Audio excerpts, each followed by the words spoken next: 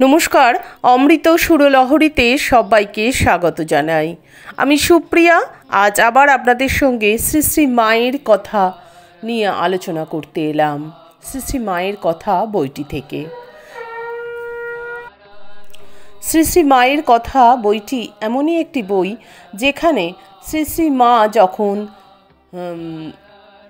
জীবিত ছিলেন, যখন স্থূলদেহে ছিলেন, তখন তার সঙ্গে তার যে সমস্ত সন্তানরা কথোপকথন করেছেন, তার সান্নিধ্য পেয়েছেন, মায়ের কাছে থেকেছেন, মায়ের সঙ্গে ওঠা বসা করেছেন, তার মা কি বলেছেন, তারা কি বলেছেন, তাদের সকলের কথোপকথন এখানে লিপিবদ্ধ আছে। প্রতিদিনের দিনলিপি লিপিবদ্ধ আছে।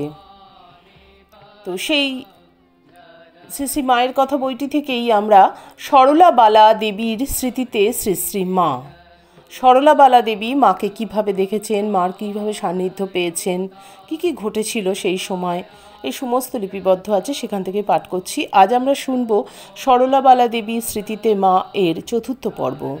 গতকাল যেখানে শেষ করেছিলাম, কাশীতে মা গিয়েছেন, সেখানে গিয়েছেন সুধীরা দিদি এবং সরলাবালা দেবী ওরা। এবারে কাশীতে গিয়ে খুব দূর থেকে মা শুনতে পাচ্ছেন একটা ছোট্ট মেয়ে গান করছে।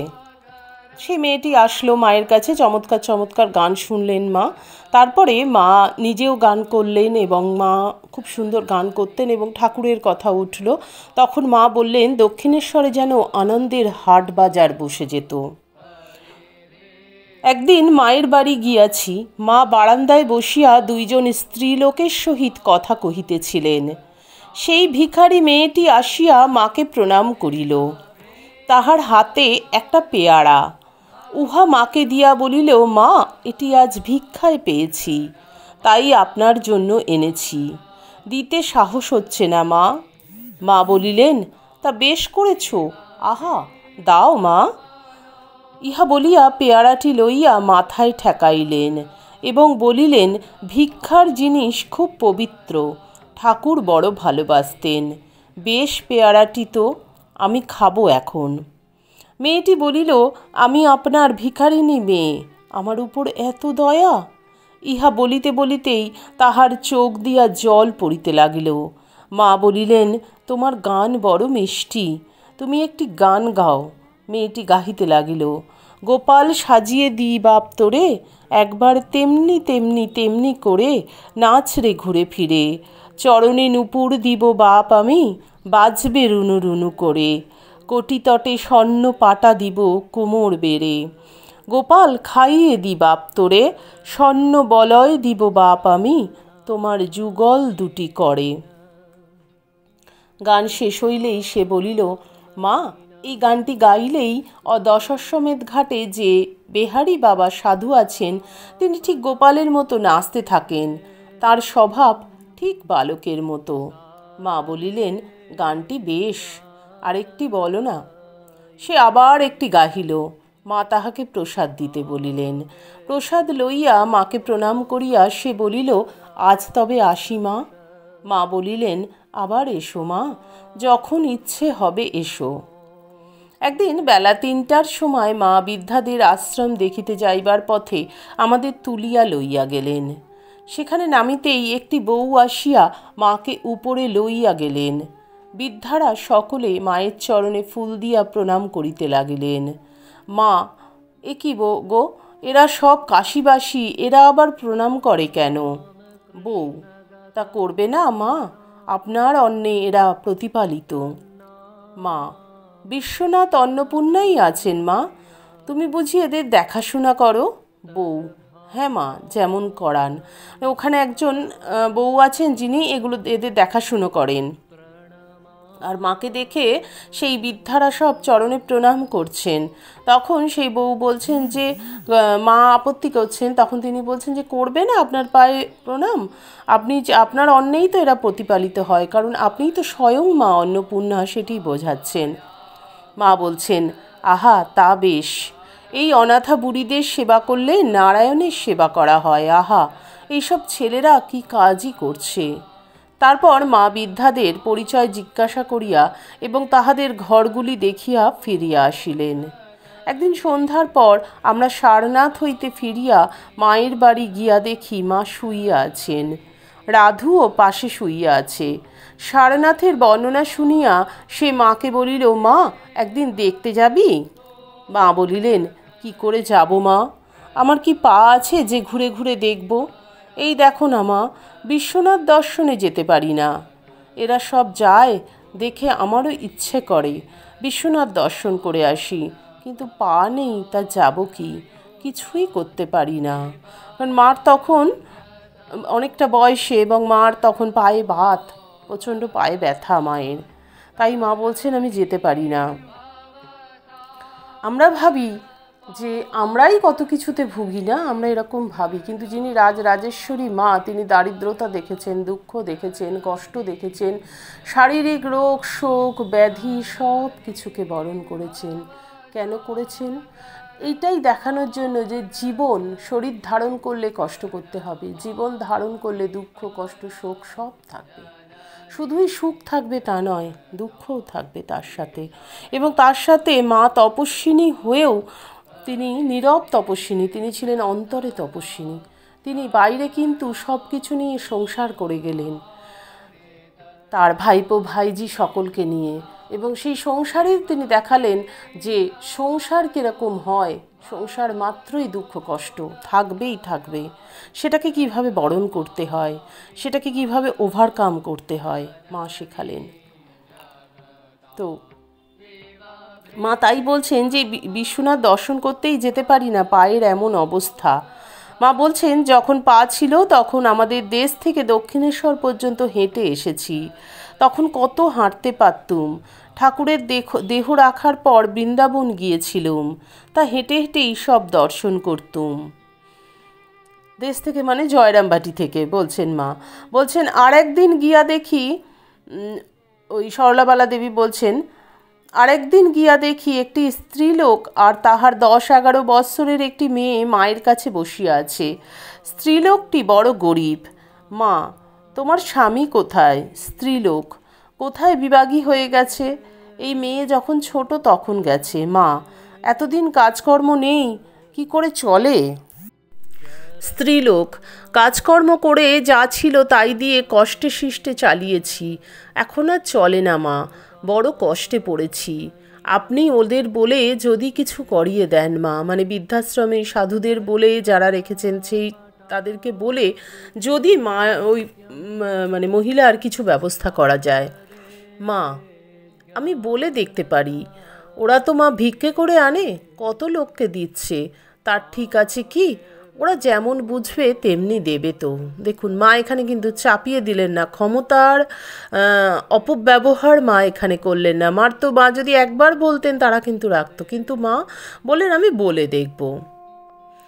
মা তাহাকে একটি টাকা ও একখানি কাপড় দিয়া বলিলেন, আজকে এখানে 2টি খেয়ে যেও। মা ছাদে বসিয়া আছেন, নিচে রান্না হইতেছে। স্ত্রীলোকটি বলিতেছে, মা খুকি বলছে কি সুন্দর রান্নার গন্ধ। মা বলিলেন, ও কি গো, ওসব কথা বলতে আছে, ঠাকুরের ভোগ হবে। প্রসাদ পাইবার সময় মা সেই মেয়েটিকে বেশি করিয়া মাছ তরকারি ইত্যাদি দিতে বামুন ঠাকুরকে বলিয়া দিলেন। খাওয়া শেষ হইলে স্ত্রীলোকটি বলিল, খুব খেয়েছি মা। খুকি তো উঠতেই চায় না। মা, তা বেশ, এখন খাওয়া হয়েছে তো নিচে গিয়ে আঁচাও। স্ত্রীলোকটি নিচে যাইলে মা বলিলেন, কি দারিদ্রের দশা, এত লোভ, এসে পর্যন্ত মেয়েটা খাই খাই করছে, অত বড় মেয়ের কিছু বুদ্ধি নেই, এসব লোকের কিছু হয় না, লক্ষ্মী ছাড়ার দশা। ওই যে মেয়েটি বলল ঠাকুরের ভোগের আগে যে গন্ধ বেরোচ্ছে দারুণ, গন্ধতেই কিন্তু অর্ধেক ভোজন হয়ে যায়, বলে ঘ্রাণে ন অর্ধেন ভোজনং, অর্থাৎ ঘ্রাণ করলেই গন্ধ নিলেই অর্ধেক ভোজন হয়ে যায়। যা কিছু শুকে নিয়ে ঠাকুরকে কখনো দেওয়া যায় না, সেই জন্যই মা আপত্তি করলেন। তাহারা উপরে আসিলে মা তাহাদের পান দিয়া বলিলেন, এইবার এসো গিয়ে। তাহারা চলিয়া গেলে মা ঘরে তক্তপোষের উপর শুইয়া আমাদের সঙ্গে গল্প করিতে লাগিলেন। বলিলেন, কাশীতে কত রকমের লোক আছে যে তার ঠিক নেই। এইরকম কত লোক যে আসে আর আমাকে বলে, আপনার ছেলেদের বলে দিন আমাকে কিছু সাহায্য করতে। আমি আর কি বলবো বলো, তারা যেমন বুঝবে তেমনি করবে তো। মাগো, যত দারিদ্রের কি এখানে বাস, ওরাই বা কী করবে বলো। এই দেখো না, অনাথা বুড়িদের জন্য আশ্রম করেছে, তাদের কত সেবা, কত যত্ন, রোগীদের জন্য হাসপাতাল, আবার বাইরে যে কত লোককে সাহায্য করে তার ঠিক আছে কি? ছেলেগুলি কি খাটুনি খাটে, সবই তাঁর ইচ্ছা মা।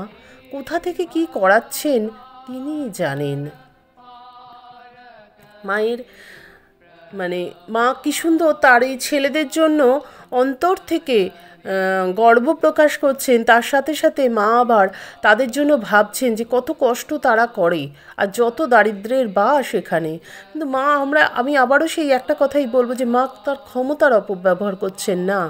মা বলে যাকে তাকে ঠিক আছে তারা দেখাশুনো করুক, এভাবে তাদের কাছে জোর করে ঢুকিয়ে দিচ্ছেন না। একদিন বিকালে যাইয়া দেখি মা বারান্দায় বসিয়া কয়েকজন বিধবার সহিত কথা কহিতেছেন। তাহাদের মধ্যে একজন গেরুয়া পরা, তিনি মাকে একটি গান শোনাইলেন। থাকরে জবা বনের শোভা, বনের ফুল তুই বনে ফুটি, তোরে হেরলে শিবের বক্ষে, মনে হয় মার চরণ দুটি, ইত্যাদি। গোলাপ মা, আহা কি চমৎকার গানটি, আরেকটি গাও। মেয়েটি আরেকটি গাহিলেন। মা, তোমরা সেবাশ্রম দেখেছ? সুধীরা দিদি, না আমরা দেখিনি। মা, তবে গোলাপের সঙ্গে গিয়ে দেখে এসো। আরেকদিন বৈকালে মায়ের কাছে গিয়াছি, মা দেবব্রত মহারাজের ও শচীনের কথা বলিতে লাগিলেন। তাহারা হঠাৎ অন্যত্র চলিয়া গিয়াছেন। মা, আহা মা, দেবব্রতটি আজ চলে গেল। কোম্পানি সেবাশ্রমের পাশের জায়গাটার কি সাহায্য করবে বলেছে। ওরা থাকাতে আপত্তি তুলেছে, সেই জন্য রাখাল সরে যেতে বললে। জানিস তো বাপু, তার কোনো দোষ নেই, তবু একটা ফেউ লেগে থাকবে। আহা, বাছারা খেয়ে গেল না। সুধীরা দিদি, দাদা আর শচীন আমাদের কাছে খেয়ে গেছে।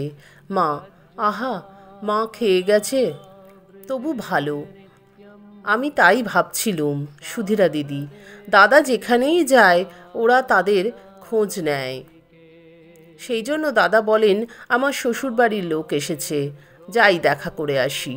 মা, শ্বশুরবাড়ির লোকই বটে মা, কবে স্বদেশীয় হাঙ্গামা ধরেছিল এখনও তার খোঁজ রাখে। দেখো না, ছেলে দুটি খেয়ে যায়নি বলে সারাদিন মনটা কেমন করতে লাগলো। তার কি বলবো মা। যা হোক, তোমার কাছে খেয়ে গেছে শুনে প্রাণটা ঠান্ডা হলো। তখন কোম্পানির শাসন, আর এই কোম্পানির লোকজনকে বলছে শ্বশুর বাড়ি। তারা খুব উত্তপ্ত করতো, তো সেই জন্যই এইভাবে কথা বলছে যে শ্বশুর বাড়ির লোকজন, কোম্পানির লোকেরা। সত্যি অসাধারণ, মায়ের কথাগুলো অসাধারণ। মা কি সুন্দর। এখানে আবার আমরা আজকেও কতগুলি কথা শিখলাম, জানলাম। একটা হচ্ছে যে নিজের ক্ষমতার বড়াই করতে নেই, ক্ষমতা আছে বলে সেই ক্ষমতার অপব্যবহার করতে নেই, কারো ওপরে কিছু চাপিয়ে দিতে নেই। আরেকটি মা এখানে বললেন যে ঠাকুরের ভোগ দেওয়ার আগে কখনো শুকতে নেই, গন্ধ ঘ্রাণটা যদি রান্না হচ্ছে মম করছে সেই ঘ্রাণটুকুও নিতে নেই, বলতে নেই, চেষ্টা করতে হয় সরিয়ে দিতে। এটা শিখলাম। তাহলে আমরা শ্রী মায়ের কথা থেকে কত কিছু জানতে পাচ্ছি, শিখতে পাচ্ছি। গতকাল আপনারা অনেকেই বলেছেন খুব ভালো লেগেছে, এবং তার সাথে অনেকেই বলেছেন গতকাল একটা গান করেছিলাম যে গানটাও খুব ভালো লেগেছে। আপনাদের সকলকে অসংখ্য ধন্যবাদ। আজকের ভিডিওটিও যদি ভালো লাগে অবশ্যই একটা লাইক দেবেন, কমেন্ট করবেন, বন্ধুদের মধ্যে শেয়ার করবেন। যারা চ্যানেলটি সাবস্ক্রাইব করেছেন তাদেরকে অসংখ্য ধন্যবাদ। যারা চ্যানেলের নতুন বন্ধু তাদের কাছে অনুরোধ রইল চ্যানেলটি সাবস্ক্রাইব করে পাশের বেল আইকনটি ক্লিক করে রাখবেন। তাহলে আমি যখনই কোনো ভিডিও আপলোড করব আপনারা তার নোটিফিকেশন সবার আগে পেয়ে যাবেন। ঠাকুর মায়ের কৃপায় আপনারা সকলে খুব ভালো থাকুন, সুস্থ থাকুন, সকলের মঙ্গল হোক, সকলের ভালো হোক। ঠাকুর মায়ের চরণে আভূমি লুণ্ঠিত প্রণাম জানিয়ে আজকের ভিডিও এখানেই শেষ করছি। আবার আপনাদের সঙ্গে দেখা হবে আগামী ভিডিওতে। হরি ওম তৎসৎ। শ্রীরামকৃষ্ণ অর্পণমস্তু। জয় মা শারদেশ্বরী, জয় তু স্বামীজি মহারাজ।